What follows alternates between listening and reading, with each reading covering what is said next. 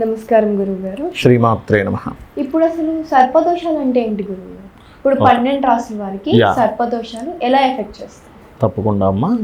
First of all ఏంటంటే ఈ సర్పదోషము అనేటువంటిది ఏదైతే ఉందో ఇది పర్టికులర్గా కొన్ని గ్రహాల యొక్క కాంబినేషన్స్ వల్ల ఏర్పడతాయి. అంటే శని కేతు, అంటే శని రాసుల్లో కేతు ఉన్న, కేతు రాసుల్లో శని ఉన్న, కేతు రాసులు ఉండవు కాకపోతే కేతుతో కలిసి ఉన్న శని ఉన్న, అదేవిధంగా రవి రాహువు, శని కుజ, కుజ రాహువు, కుజుడు బుధుడు, ఇట్లా కొన్ని కాంబినేషన్స్ ఉన్నాయి సర్పదోషానికి.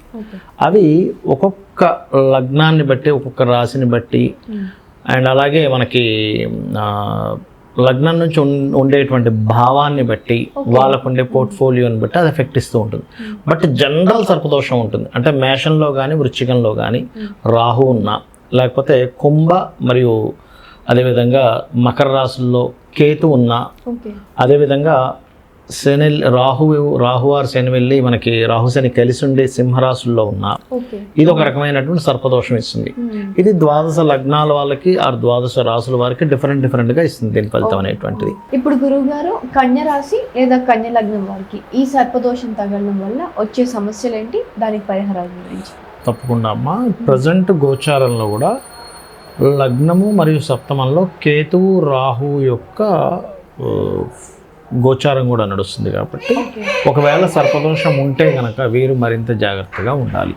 అంటే ఏ విషయాల్లో అంటే కొంచెం ఏదైనా పార్ట్నర్షిప్స్ విషయంలో కానీ, వివాహ జీవిత భాగస్వామిని ఎంపిక చేసుకునే విషయంలో కానీ, అందులో పర్టికులర్గా ఇప్పుడు మనకి ఈ ఏప్రిల్ 24 నుంచి మే ఎండింగ్ వరకు ఈ పర్టికులర్గా ఈ టైంలో మరింత జాగ్రత్తగా ఉండాలి.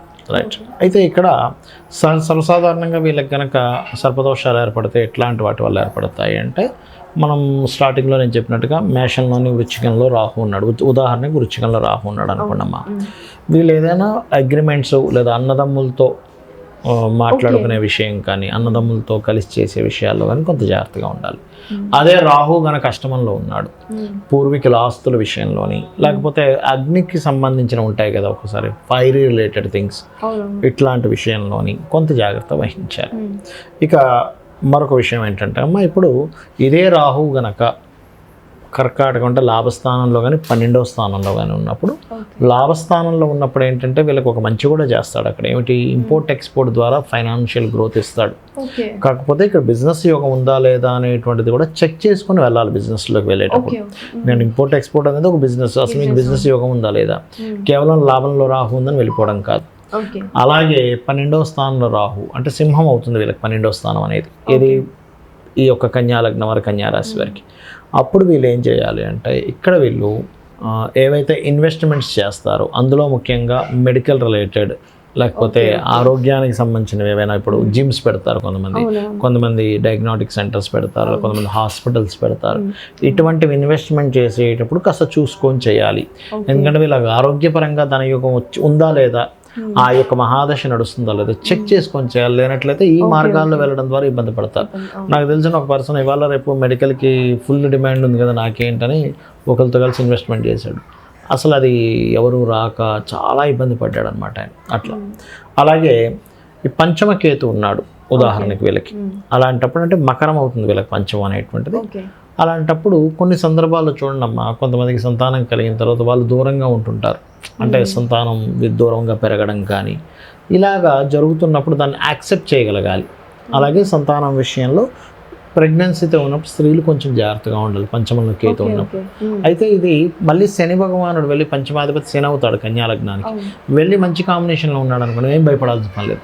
ఇక్కడ ఏంటంటే పరిపూర్ణంగా దాన్ని అబ్జర్వ్ చేయాలి. ఏదో కేవలం పంచమంలో కేతు ఉన్నాడు అందుకే నాకు సర్పదోషం ఏర్పడిపోయింది, అమ్మో నాకు ఇంక సంతానం కలగరు అనుకోకూడదు. 5th లార్డ్ బాగున్నాడు, ఏదో కొంచెం స్ట్రెస్ ఉంటుంది, దాని తర్వాత క్లియర్ అవుతుంది. అలాగే కేతు 6లో ఉన్నాడు అనుకోండి అమ్మ, ఉదాహరణ కేతు 6లో ఉంటే మంచిదే, అందులో ఎటువంటి సందేహం లేదు. కాకపోతే ఇక్కడ ఏమవుతుంటుందంటే 6లో ఉన్నప్పుడు కొన్ని గలాటాలు కానీ కొన్ని గొడవలు కానీ అప్పులు ఇవ్వడం ద్వారా ఏర్పడుతుంటాయి. అంటే మీరు అయ్యో నేను అనవసరంగా రిలేషన్స్కి అప్పిచ్చి నేను అనవసరంగా శత్రుత్వాన్ని తెచ్చుకున్నాను, ఆ అప్పే ఇవ్వకపోతే మనకి శత్రుత్వం ఉండేది కాదు కదా అనిపిస్తూ ఉంటుంది.